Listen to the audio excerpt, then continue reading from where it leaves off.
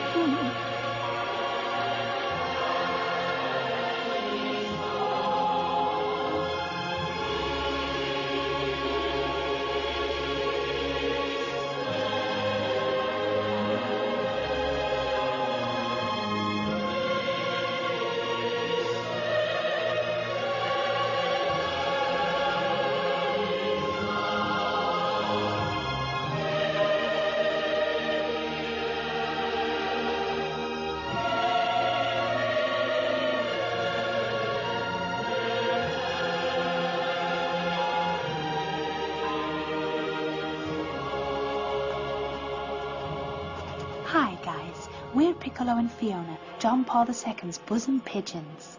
The Holy Father died in peace last night at 9:37 p.m. in his private apartment. He knew he was going to meet the Grandfather. He suffered everything with serenity, even with the sweetness of a father. He fought to foster the faith until the last days of his life. Defender of the weak, of the exploited ones, of all the victims and prosecuted. Defender of freedom and truth. God bless you, John Paul II. May your memorial stay in our hearts forever. And your doctrines be kept to our minds in the present world. God gratifies you with his reward for your great service to our world. Give us courage, Your Holiness.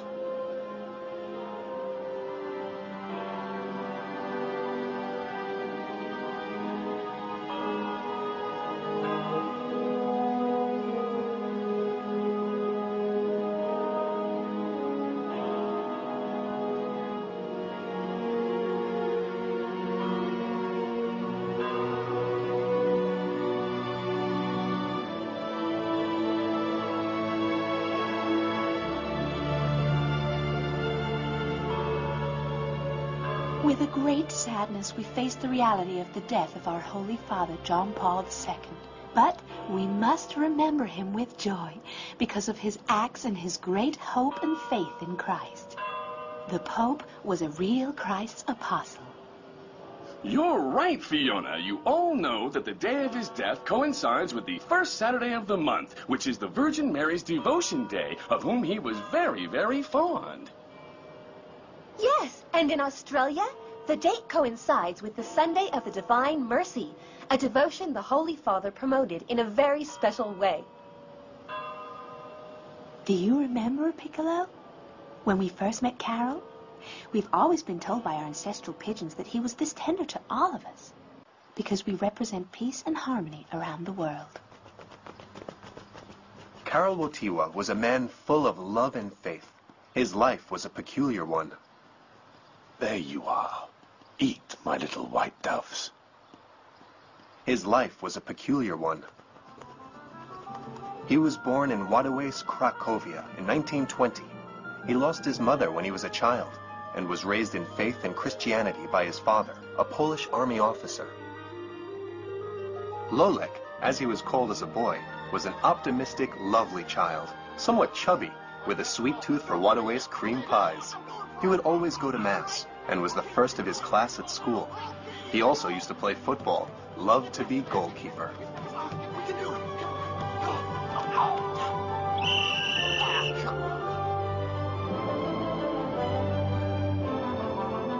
Come on, you can do it.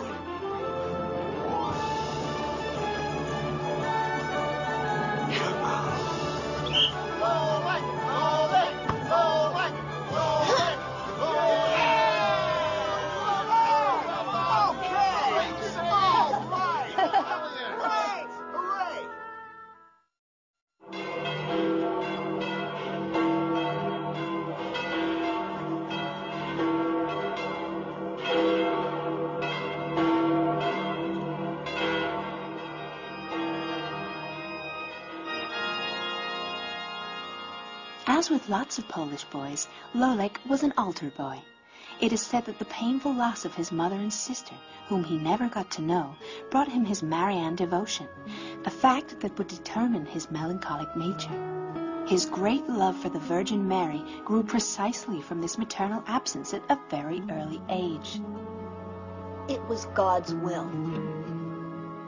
But providence in Lolek's life has shown its mercy a lot of times too.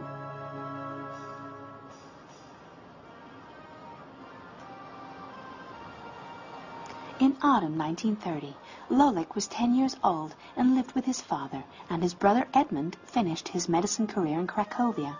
One day while he was leaving school, something wonderful happened. Before lunch, while he was playing with his classmate, Boguslav, the son of the restaurant's owner. Boguslav, I'm leaving my gun behind the counter. This way nothing will happen if I drink more than usual. That's fine. Okay.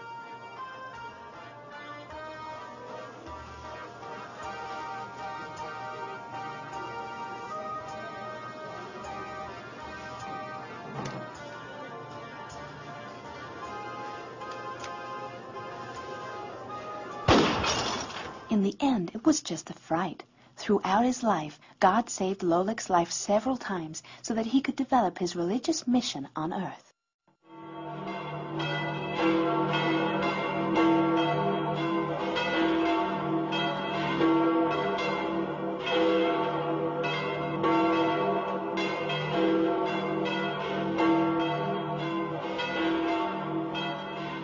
Since his childhood, the Pope showed his inclination for religious matters.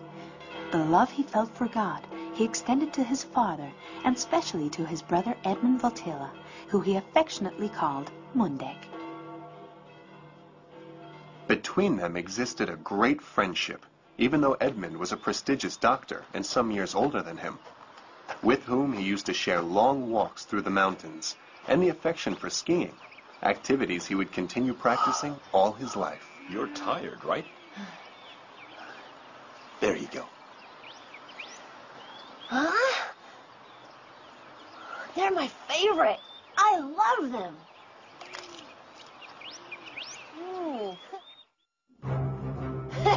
I'll catch you, Edmund. Ha!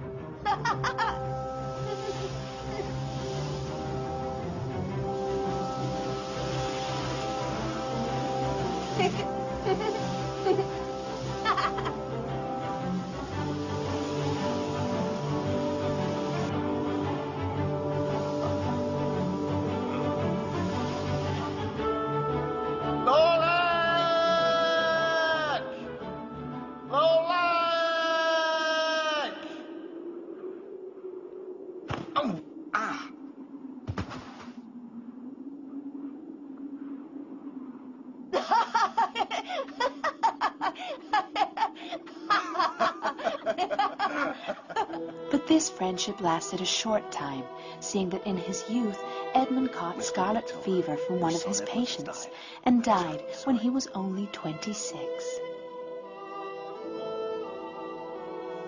It was God's will.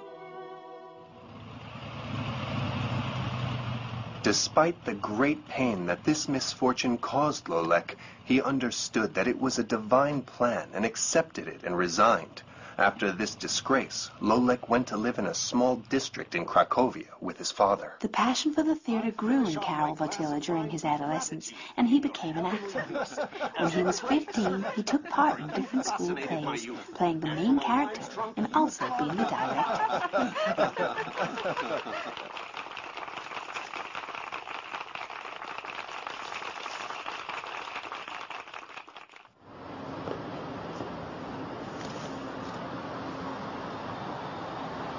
He finished his secondary studies at Ładowice Marcin Ładowice. He began his studies at the Cracovian Jagiellonic University and at a theater school. He had prominent results in his studies, and when he finished, he was the best of his class. The Archbishop was impressed by his speech and his academic results, inviting him to become priest. But he didn't want to. He wanted to become an actor.